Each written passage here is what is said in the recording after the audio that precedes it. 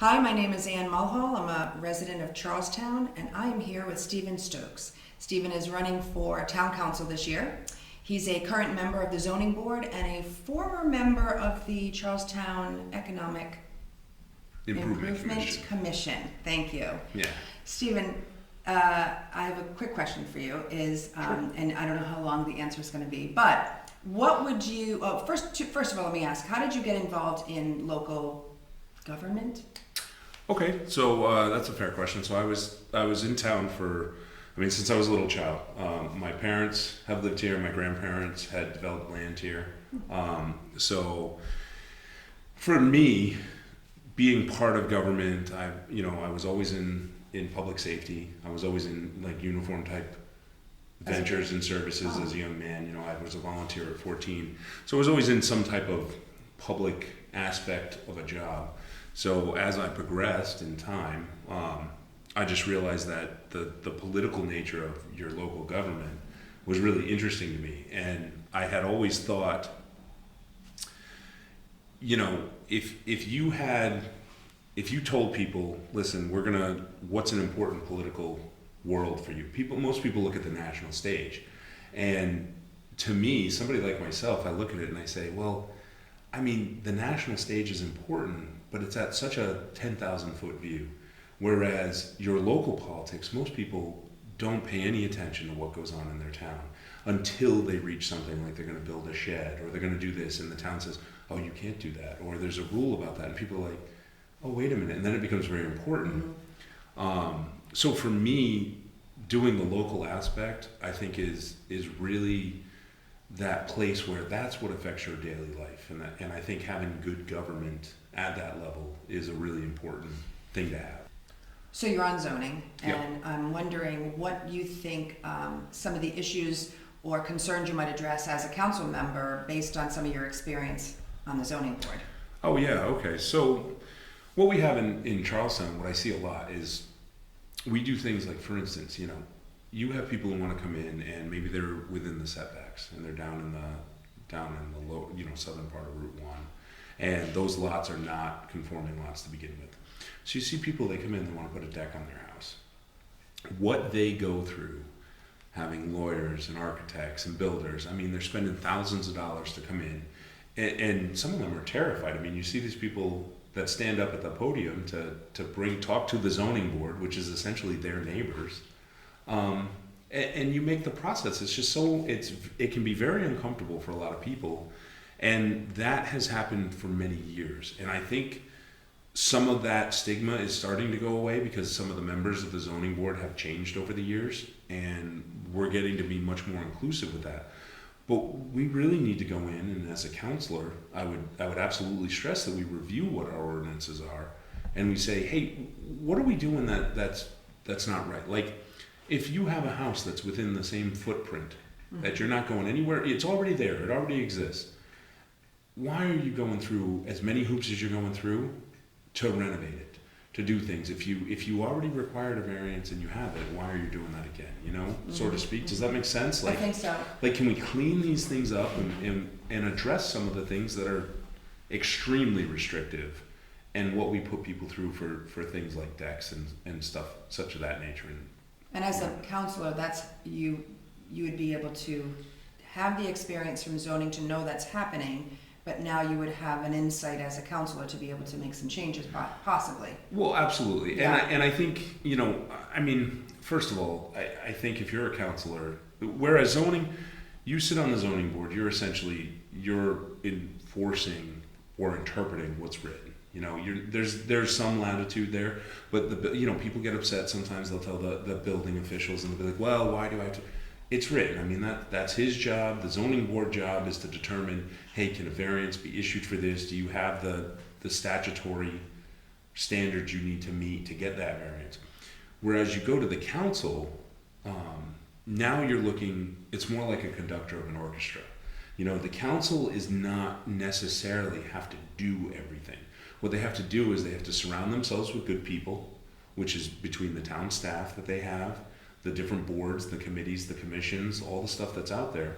And then they need to take that input plus the public input and determine, okay, what's the best path forward? Is there a way that we can address this ordinance, that we can change it, and then the council will make that final determination. So it's really, it's a much larger picture than just 5 people sitting in a room with control of everything. That's, Right, I see.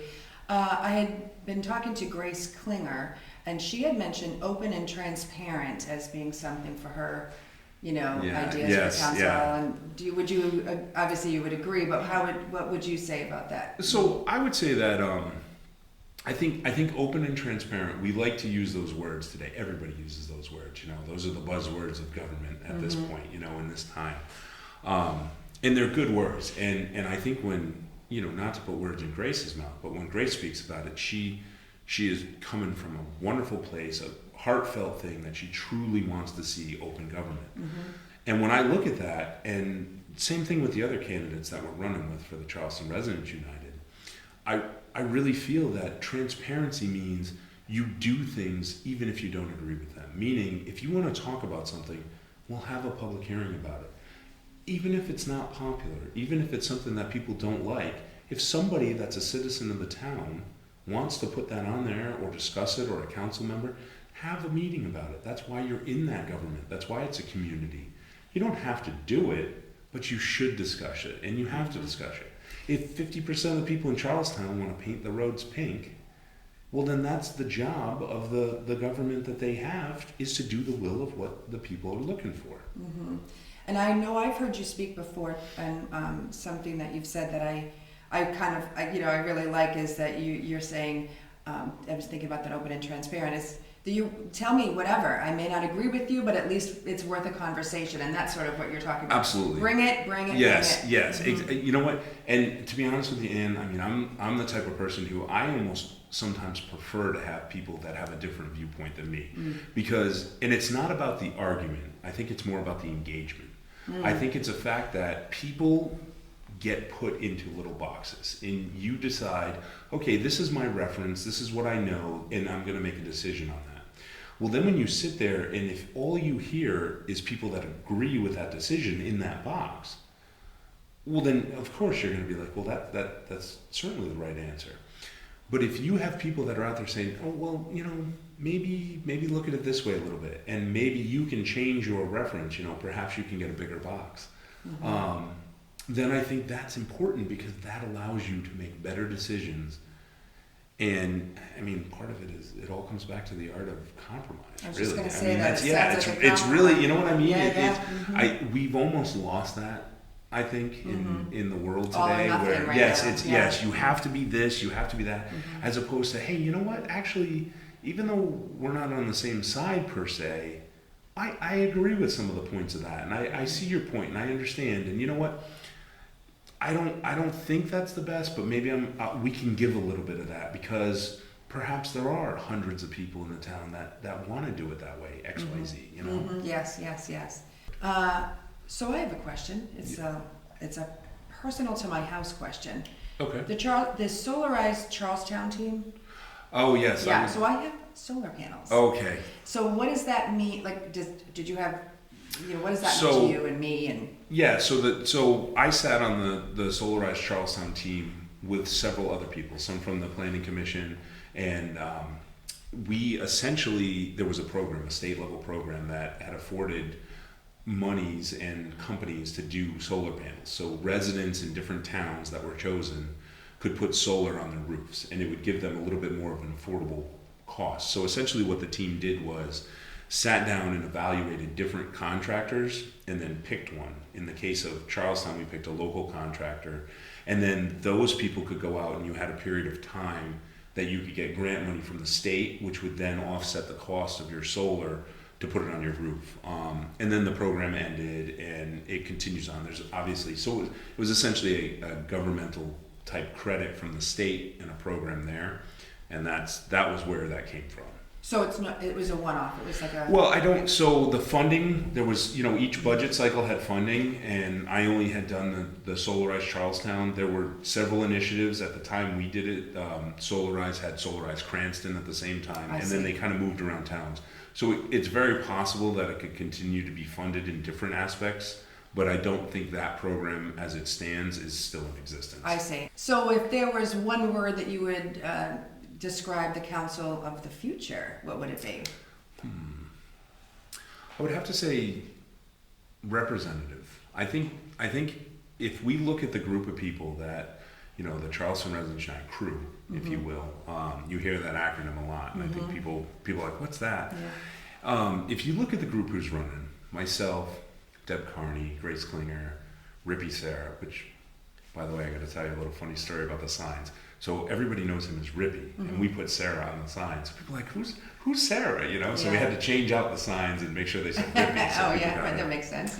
And then of course Lorna Pearson. And I think when you see that group, they truly are people who care and listen about their community. Not that others don't, but I think you're going to gain that experience. I think when people come to the council and they sit down and they have an issue that's local, they need to feel comfortable. You should have to feel like the council is listening to you.